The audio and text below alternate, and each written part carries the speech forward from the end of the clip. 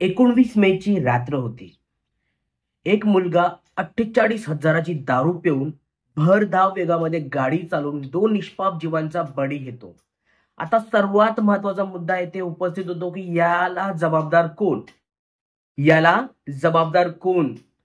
तो व्यक्ती ज्याने आपल्या मुलाचं वय नसताना सुद्धा त्याला करोडो रुपयाची पोर्शे गाडी, जी की स्पोर्ट्स गाडी होती, त्याची स्पीड किती हाय असते हे त्याला माहित असून सुद्धा त्या वडिलांनी त्या मुलाच्या हाती फक्त 12वी पास झाला या खुशीमुळे त्याच्या हाती चावी दिली आणि त्याला ती गाडी चालवण्यासाठी परवानगी दिली.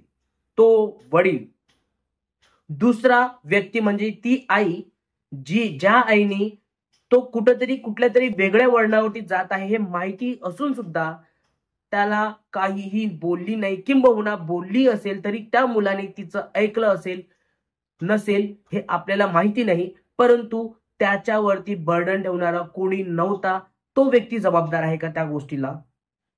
आज हा व्यक्ती नाबालिक असून सुद्धा दारू पिला 48,000ची आणि दारू पिऊन आपल्या मित्रांसोबत भरधाव गाडी घेऊन रस्त्यावर निघाला. अशा रस्त्यावर जेथे लोक येतात जातात सुद्धा, आणि त्या रोडवरती त्यांनी 2 निष्पाप जीवांचा बळी घेतला. तो पबवाला, ज्याला माहिती असून सुद्धा की हा नाबालिक आहे, हे मुलं नाबालिक असू शकतात, येथे बसलेले आहेत, दारू पित आहेत, त्या पबवाल्याने त्यांना तरी सुद्धा दारू दिली.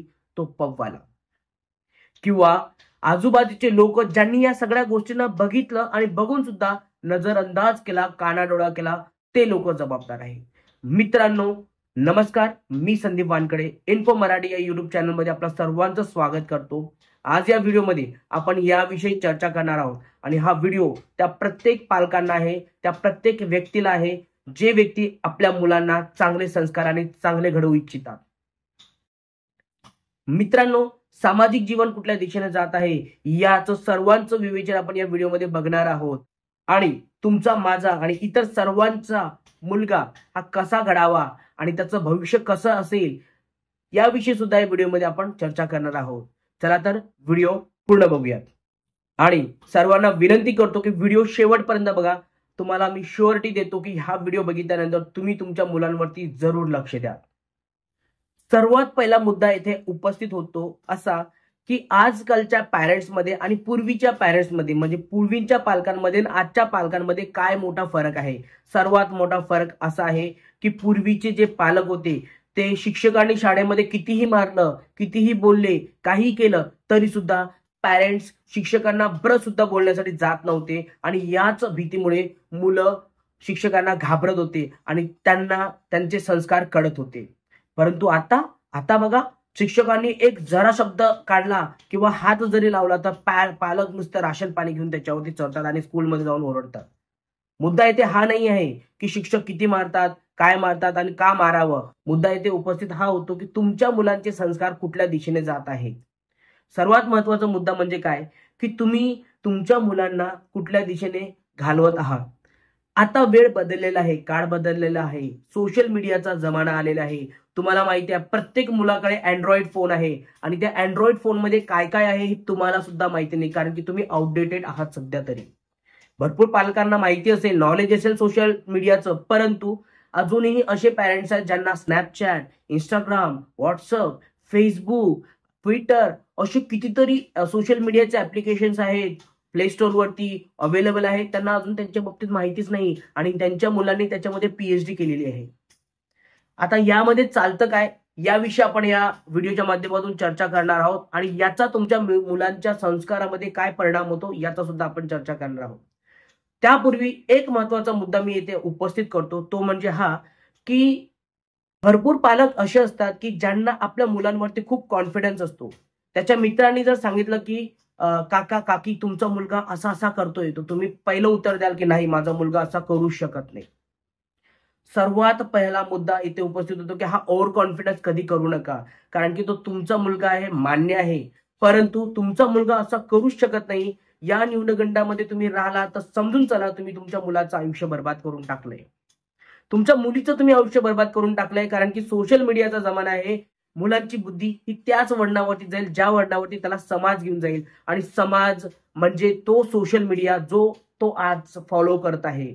आणि सोशल मीडियावरती काय काय चालतंय ना याविषयी आपण थोडक्यात थोडी माहिती घेऊयात. अरे सोशल मीडियावरती इतके काहीतरी विचित्र प्रकारचे व्हिडिओज, इतके काहीतरी विचित्र प्रकारची लुभावणे म्हणजे आपण म्हणतो ना आकर्षित करणाऱ्या गोष्टी तुमच्या मुलापुढे ठेवण्यात आलेल्या आहे की ज्यामुळे तो भरकटत आहे आणि त्याची जी मेंटॅलिटी आहे, त्याची जे माइंडसेट आहे ते वेगळ्या दिशेने जात आहे. अरे छपरी टाईपचे लोक त्याला तुमचा मुलगा Instagram वरती फॉलो करतोय. याविषयी तुम्हाला अजूनही माहिती नसावी किंवा माहिती असून सुद्धा तुम्ही कानाडोळा करताय आणि नंतर जेव्हा हाताबाहेर सगळ्या गोष्टी जात आहेत तेव्हा तुम्ही तिथे रडत बसताय, जशी ही माता माऊली त्या मुलासाठी रडत होती. हा व्हिडिओ बघा, तुम्हाला समजेल की काय त्या आईची वेदना असेल आणि काय त्या आईनी विचार केला नसेल की असा मुलगा करू तरी शकेल का. चल पे. I'm Shivani Agarwal, Vedant's mother. I want to request media that the videos which have been circulated are not of my son. They are all fake videos. My son is in the detention center. Please, please, I request Police Commissioner to please protect him. Please protect him. Please, please, please, please.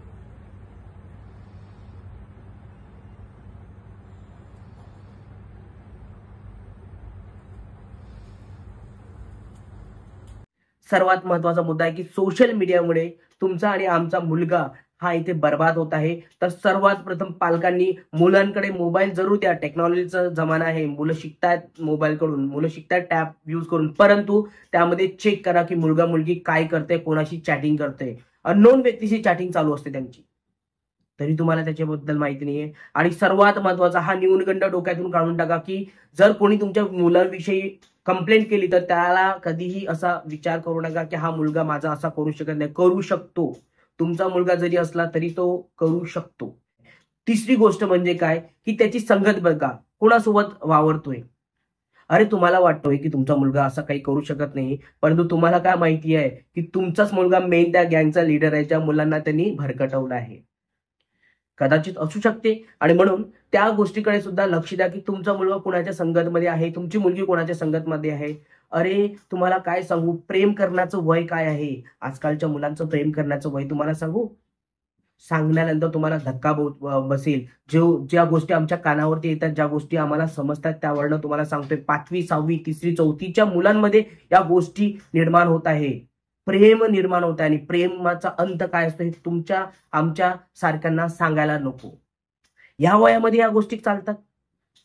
अरे या वयामध्ये या गोष्टी चालतात तर मग पुढचं आयुष्य कसे जगणार आहेत ही मुलं मुली, याचा तुम्ही सुद्धा विचार केला आहे का. मी सुद्धा विचार करू शकणार नाही. एवढी भयानक परिस्थिती असेल त्यांच्या भविष्यामध्ये, त्यांच्या आयुष्यामध्ये. याला जबाबदार कोण, तुम्ही, मी की ते व्यक्ती ज्यांनी निष्काळजीपणा करून मुलांना सोडून दिलेलं आहे. मित्रांनो, सर्वात महत्वाचं आपल्या मुलांशी फ्रँकली बोला आणि इतके फ्रँकली बोलू नका की त्यांना पोर्चे सारख्या महागडी गाडी त्यांच्या हातामध्ये ठेवाल आणि म्हणाल की जा बाप बेटा भरधाव वेगाने गाडी चालव. 160च्या स्पीडने त्या मुलाने गाडी चालवली होती आणि दारू पिऊन ते पण, आणि तो नाबालिक होता आणि कोर्ट सांगत होता अगोदर की त्याला नाबालिक म्हणून ट्रीट करा. का करावं नाबालिक म्हणून ट्रीट, चुकीला माफी नाही. आज जर त्याला शिक्षा झाली तर यत्किंचित बाकीचे मुलं सुद्धा घाबरतील या गोष्टी करण्यासाठी. आणि म्हणून माझी कोर्टाला विनंती आहे की त्या व्यक्तीला शिक्षा जरूर व्हावी, जेणेकरून बाकीची मुलं जर असा विचार करतील तर त्यांच्या पुढे हे एक्झाम्पल सेट होणार आहे. आणि त्या पालकांसाठी सुद्धा एक विनंती आहे की तुम्ही तुमच्या मुलांवरती सुद्धा अशाच प्रकारे ध्यान द्या, लक्ष द्या की तो मुलगा कुठेतरी भरकटत आहे. अरे प्रेमाचं वय काय आहे. आजकाल मुलं प्रेमाच्या नांदाला लागलेले आहेत, अभ्यास सोडून, शाळा सोडून. आणि तुम्हाला वाटते माझा मुलगा माझी मुलगी अभ्यास करत आहे आणि चांगल्या दिशेने जात आहे. नाही, रेस खूप मोठी आहे. आणि जर तुम्हाला वाटत असेल की तुमचे मुलं बाळा त्या रेसमध्ये अव्वल असावे तर तुम्हाला त्यांच्यावरती लक्ष द्यावंच लागेल. मी म्हणत नाही की तुम्ही प्रेशराईज करा, खूप मोठं प्रेशर द्या, परंतु फ्रेंडली होऊन त्यांचा मोबाईल चेक करा. इंस्टाग्राम, फेसबुक, स्नॅपचॅट, व्हॉट्सअप, अजून काही सोशल मीडियाचे ऍप्लिकेशन आहेत, त्याच्यावरती तो कोणाशी बोलतोय, कोणाशी मैत्री केली आहे, ते कसल्या लाईनची मुलं आहेत, त्या कसल्या लाईनच्या मुली आहेत, या सर्वांविषयी बघा. आणि एक गोष्ट लक्षात ठेवा, तुम्हाला सुरुवातीला वाटत असेल ना जाऊ दे मुलगा आहे करू द्या काय होणार नाही ना, एक पायरी जर तो चढला ना तो पुढच्या पायऱ्या जेव्हा चढत जाईल ना तेव्हा तुम्हाला तो मानणार पण नाही. कसं असतं ना, जेव्हा कुंभार मटकं घडवतो ना तर माती लवचिक असतो, तो त्याला आपल्या मनाप्रमाणे आकार देऊ शकतो, परंतु एक वेळ मटकं घडल्यानंतर त्याला भट्टीमधून काढल्यानंतर तर मटकं घडवता येत नाही. आणि ते घडवण्याचा प्रयत्न तुम्ही कराल तर ते फुटेल आणि तुमचं ऐकणार नाही, सोडून जाईल हात सोडून.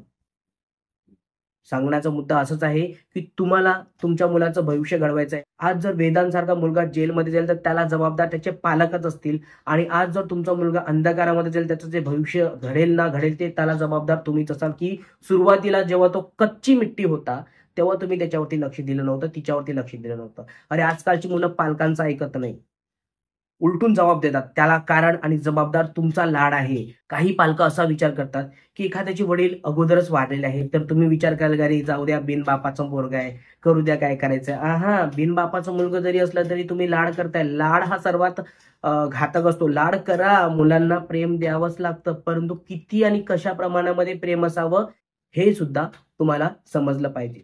जाता जाता फक्त एवढंच सांगेल की तुम्हाला तुमच्या मुलाचं भविष्य जर घडवायचं असेल तर सुरुवातीला त्याच्या सोशल मीडियापासून त्याला अलिप्त ठेवा. जर सोशल मीडिया वापरत जरी असेल तर कुठल्या मित्रांशी कुठल्या मुलांशी बोलत आहे त्यावेळी तुम्ही बघा आणि ओपनली त्याच्याशी बोला. किंवा पॅरेंटल लॉक असतो, मुलगा मोबाईलमध्ये कोणाशी चॅटिंग करते हे तुम्हाला सुद्धा दिसेल. टेक्नॉलॉजीचा वापर करून तुम्ही ते शिकून घ्या. त्यानंतर दुसरी गोष्ट म्हणजे त्याची संगत बघा, तिची संगत बघा, कोणाशी वागतोय, कोणाशी बोलतोय, कुठं जातंय, कधी जातंय, किती वेळासाठी जातंय, या सगळ्या गोष्टींची इत्थंभूत माहिती तुम्ही ठेवा. तिसरी गोष्ट म्हणजे काय, त्याच्या मनातील गोष्टी काढण्याचा प्रयत्न करा. तो काय करतोय, त्याच्या मनामध्ये काय चाललंय त्या गोष्टी.